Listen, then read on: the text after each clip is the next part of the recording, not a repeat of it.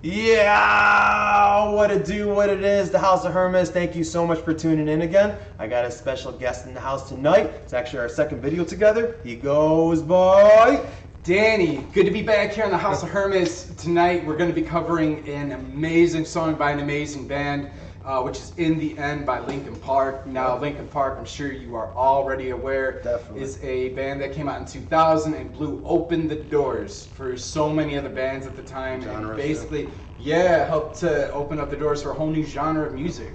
So there's lots to cover in this song. It's a very psychological song.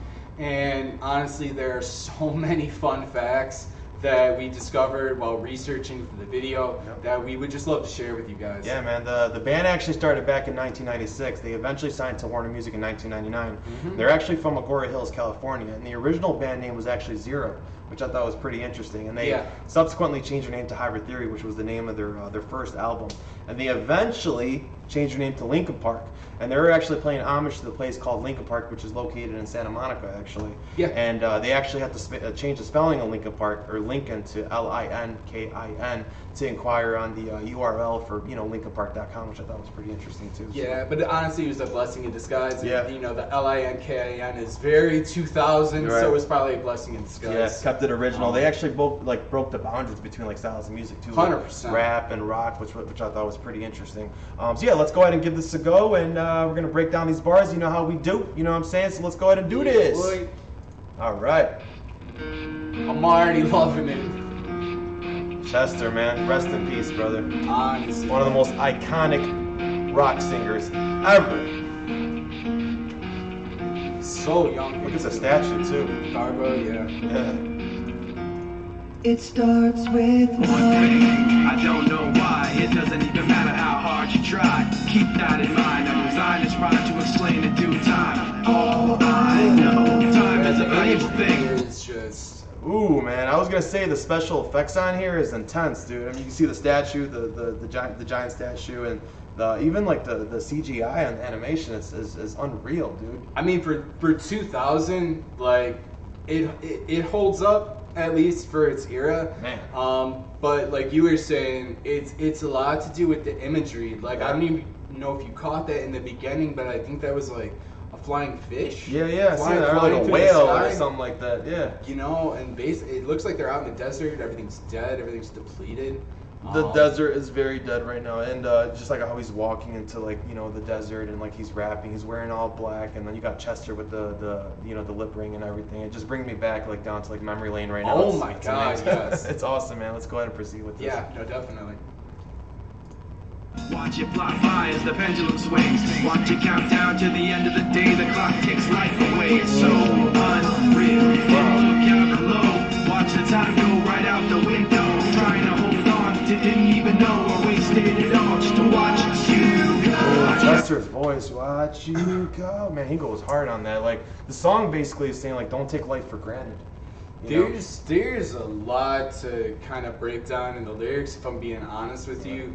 Because, Mike's basically I wasted all this time to watch you go, right. And that he didn't even know that all that was going to happen, which is a super relatable life situation for a lot of people. A lot of the times I feel like we invest ourselves in someone or something, only to find out that you're wasting your time, basically. Yeah, the feeling was not mutual, defeating the purpose of at the end of the time. At the end of the day, you were really just wasting your time. Just investing your time in something. You just realize, and it's just it's not worth it. You know what I mean? Wow, man, I forgot how powerful this song is. It's been years since I've seen the video. Seriously, man. And we were contemplating. We're should we watch the video before we react to this? I was like, no, let's keep it fresh, man. Let's we keep put it off. The magic, the spark. So yeah, let's go ahead and proceed with this. Everything inside, and even though I tried, it all fell apart. What it meant to be will eventually be a memory of a time I tried. I love at then when he says it, he was what it meant to me will eventually be a memory of a time I tried. Yeah. So, oh my God, I love how he ended that and he transitioned to the chorus. Yeah, that's before you go in too, it's that's another thing I feel that happens just throughout life. Is we have these moments that are very important to us, and then eventually they just become memories of, you know, happier times or happier places. You know, it's like you said in the beginning, like watching this video, I mean, dude, it takes me back to when I was 10 years old. I had my first Walkman. 11, 12 years old. Yeah. And I didn't realize this song had like massive commercial success. It was incredible. Oh yeah, incredibly popular. So basically, this song was on the Hybrid Theory album, which was the #1 best-selling album in 2001. And then this particular video, which you'll see why in, you know, the coming minutes when we fully get through it here, actually won a Best Music Video Award at the MTV Awards. That's incredible. I'm not surprised. You know, Joe Hahn basically directed all their music videos. Yeah, he also did a lot of... Which is, by the way, is the DJ in the back. Yeah, he actually pulled a prank, like, during this video. I forget which scene it's actually in, but basically... as well, I believe Chester and Mike were on stage. Oh, you're talking about the sparks? And the sprinklers. Oh, the sprinklers. Yeah. Right. So him and another guy who was involved with the production decided to turn on the sprinklers during the production. Chester and Mike got super upset. It was not a good thing at the time, man, to be honest. That's so funny, man. All right, let's go ahead and see what Chester has to say.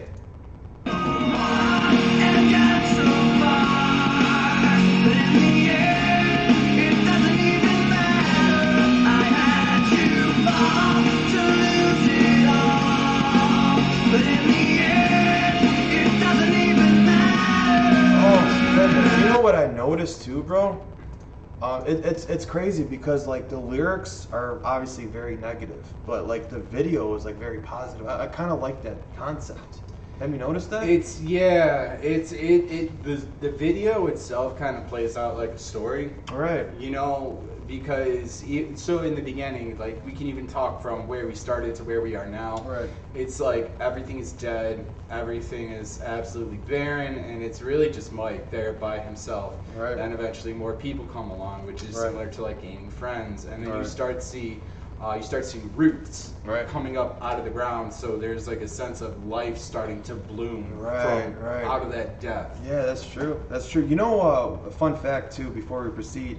You know, Mike Shinoda is actually the one that wrote this song, like from like literally beginning to end. Like he locked himself in like a rehearsal like studio in Hollywood and Vine, and Mike went in there, locked himself in the studio, and there was like no windows or anything, and he didn't even know what time it was.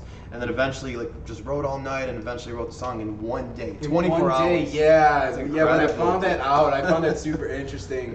Because you know this is one of those songs that at least for like our generation is timeless. Man, it means a lot, man. Yeah. It resonates with me so much. I mean, we're listening to it 22 years and later. And it still hits me the same. It still resonates. Yep. Yeah, absolutely. It's incredible, man. Let's see here the second verse by Mike Shinoda. You know, one thing too before we proceed, it's not even about like his being a technical rapper. You know, he's like a concept rapper. Not at all. You know, I kind of like that. You know what I mean? He's unique.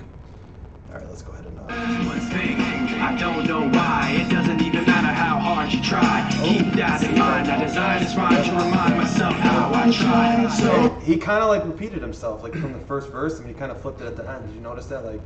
Yeah. How we started the verse? Yeah, that's the thing is like the subject matter is it's very open to interpretation. It is because you don't know if he's talking about a relationship, you don't know if he's talking about like, you know, a specific thing that happened in his life or like depression, like you said, it's up for interpretation. It could be a personal thing, it could be a relationship, it could be like abusive family life, it could be so many different so many things people can relate to this. Yeah, it's so just relatable to everyone, you know. So yeah, that's amazing, man. In spite of the way you were mocking me, acting like I was part of your property. That was awesome. The special effects, you know, Joe Hahn was behind that one. Oh, definitely, stutter man. Oh my God, that's so badass. All the times you fought with me, I'm surprised it got so. Things aren't the way they were before. You wouldn't even recognize me anymore. Not that you knew me back then, but it all comes back to me in the end. Oh, Chester's voice is so powerful, bro. Yeah. I like how he was like on top of the tower, you know, right next to the statue. He's like, in the end. Like he's going so hard, dude. It's very like floaty. Yeah. Like he compliments Mike's voice. They complement each other so well, dude. Because, and you know, earlier in the video, there's a point right before Mike starts the second verse where it's like him and Chester kind of doing the little like I noticed, and I like the dance thing on the yeah, ground, yeah, and I like the harmonizing too, how they complement each other's voices as well. Yeah, I mean, what I was trying to point out, man, is like you can really see that Mike and Chester did have a relationship. Like, Yeah, you could just kind tell. of outside the band. Yeah, you could tell. Yeah. You can hear it in their music, dude. Oh and my like God, you see yeah. like the giant statue that kind of looks like Egyptian, and then it's just the CGI animation on this. Like everything about this video is like super animated. It's a really cool video. Like honestly, I've seen a lot of Linkin Park videos. This is probably like top 5. Yeah, Right? you know, interesting fact, by the way, is it looks like they are like 10,000 feet in the air, but the stones they're actually sitting on are just like 10 foot by 5 foot. Really? Yeah. I didn't know that. A lot of this is just like framed from or filmed from perspective, Wow. and then the CGI added in, Wow, added to it. I mean, obviously, kind of it's like a facade almost, you know. Oh yeah, but no, I mean like awesome, the effects man. in the video for the time are they're definitely awesome. That's awesome, man. Whoever composed this, the animation is kudos to you, brother. Everything inside, and even though I tried, it all fell apart. What it meant to me will eventually be a memory of a time when I tried. You know what I noticed too? I don't know. Oh, I noticed something too. Go Yeah, ahead. yeah. You I go don't ahead, know. Sarah. I don't know if this is like a metaphor or what it was, and I don't know if it was done by design or it was just coincidental. But I noticed, like you said earlier, like the desert is very dry, and the rain starts. You know, not even the rain, but like the flowers and like the rivers and like the trees start growing I and think stuff like it's that. budding. Yeah, Yeah. It's like I said, it's like negative, but it's positive. You know, what I mean, the video is positive, but the lyrics are negative. I kind of Right. like I said earlier, the concept of it. It's awesome. It's almost like at least visually from that perspective, it's almost like coming back to life. Yeah, right. You know, and Right. another thing I noticed, and I don't know if this is just like this was just design choice by the people who shot the video, but I just noticed that Mike is dressed in all black with black hair. Dickies too. And Dickies. Shout out to the very, Dickies. yeah, shout out to Dickies, Right. circa 2000. We all wore Dickies at one point, you know. Exactly. That was like I did. Man. That was the Yeah. cool thing to do, man. Back in when I was like 12, 13 years old. I swear to God, man. No, but what I was gonna point out is if you notice, Chester's wearing a very light colored outfit, and his hair's all blonde. Oh, I didn't Like notice that. there's a huge Oh. contrast between how they look, and they're both like the lead singers of the band. Damn, I didn't even notice that, bro. That's intense, man. All right, so this is gonna be what Chester's part? No, I think it goes into the chorus one more time. Yeah, and- Chester's part. All right, let's go ahead and hear it. Egyptian statue.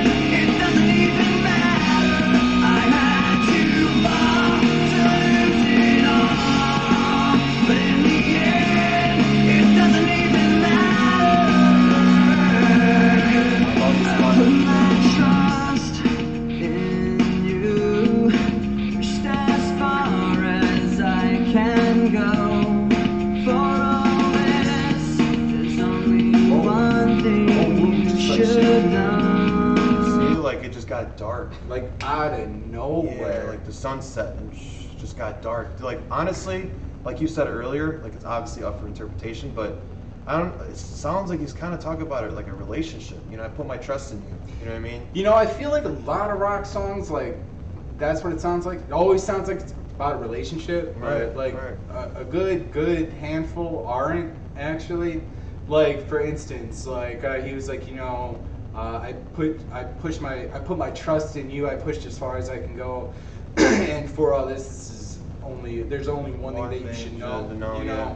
And eventually that'll circle back around, you know. I put my trust in But like even those type of lyrics, like you know, because you just did the Dax video. If you guys haven't checked it out, Please do. Yeah, check out Dear God. Appreciate that. And the reaction. Appreciate that. But that's almost like a religious metaphor Right. of like you know I put my could trust see that. in you. I pushed it as far as I can go. Yeah. And for all That could this, be you a know, conversation with God, like you said. Yeah. It's like you said, up for interpretation. I know I said that a few times already, but it's true. You know, you could look at it so many different ways. You know what I mean? It's your own meaning. You know what I mean? Like, Yeah, and Chester's a very psychological person. He is, man. He is. went through a lot. God bless. yeah, man. in his Rest lifetime. in peace, dude. Rest in peace, man. Just one of the most significant rock singers ever. You know, I don't care what era you're born in, Oh yeah, absolutely. what all generation. time. He's there, man. He's on top of the list. So. Oh, I've put my trust Damn, that shit hits, bro. And the mask coming out of the door, yeah. Why not? Damn, it's raining. So epic, dude. There's only one thing you should know. I tried so hard. Damn. I never I never noticed that. I had to fall to lose it all. You know what's the best part about this? They're having a blast. Oh, dude, They're having you a can blast tell. playing, Oh yeah. my god! I just noticed that. Everyone's super into And it. Johan? like, He has, yeah, like, his hand- even on his DJ set, Yeah, like, God, dude. reminds me when I used to play keyboard. Their stage It's presence, like, man, is top tier, dude. Like, Top seriously, tier. this is amazing, You man. know, before you go back into it, I did want to bring up an interesting fact. So, like you mentioned earlier, they got signed to Warner in '99, Yep. I believe, which was all a result of a guy named Jeff Blue, who was originally affiliated with a record label called Zomba. Yep. Zomba Yeah, Music. yeah, I Zombie believe. Music, yep. And eventually he got in with Warner Brothers. Yep, and that's so he knew of, they were Zero at the time, and then became Hybrid Theory. And he knew Chester. And then he knew Chester, who's originally from Phoenix, Yep, Arizona.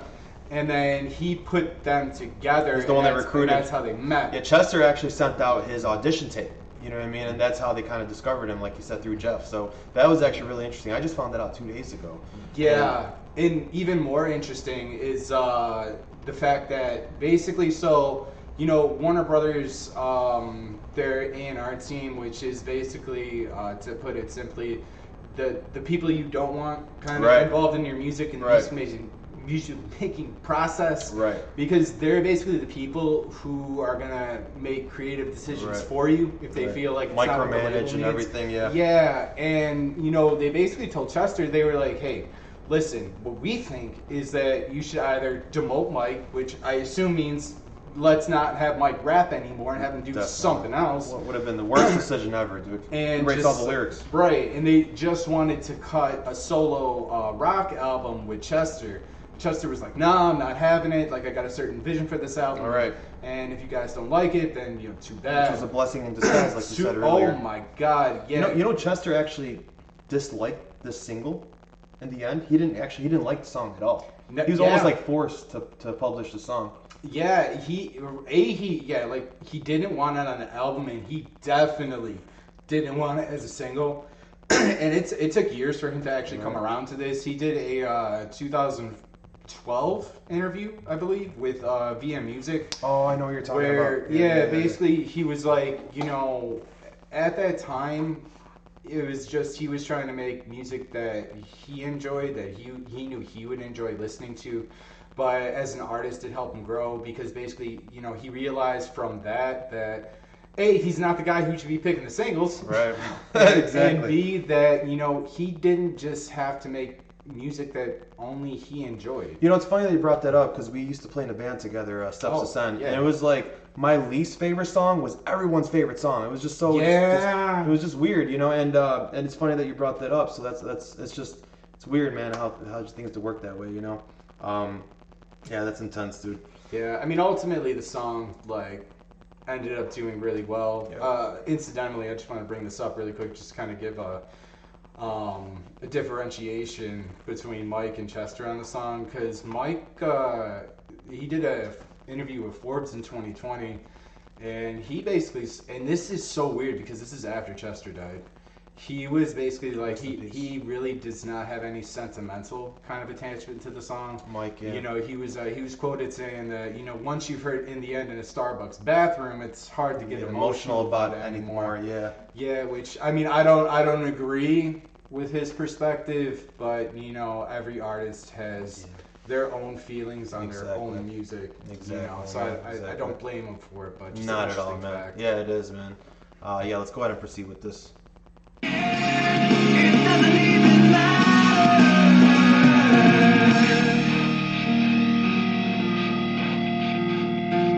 Because I want to see what the resolution to this actually is. I don't know if there's any.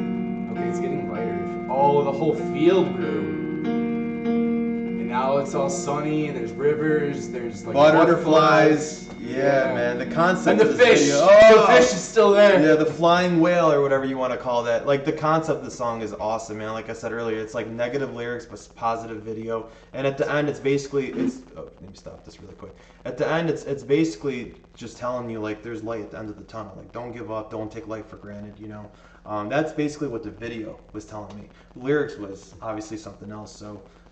Yeah, man, that was intense. That was an awesome video, dude. Yeah, definitely good to come back to it after so long, because like I said, I probably haven't seen this video in years, and I've definitely never sat down and actually done this much of an analysis on it.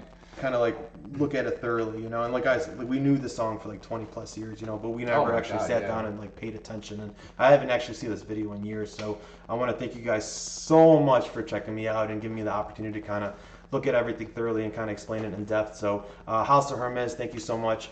Please press that like button if you guys can subscribe if you're not a subscriber already. Thank you so much. You guys have a great night. Later. Peace.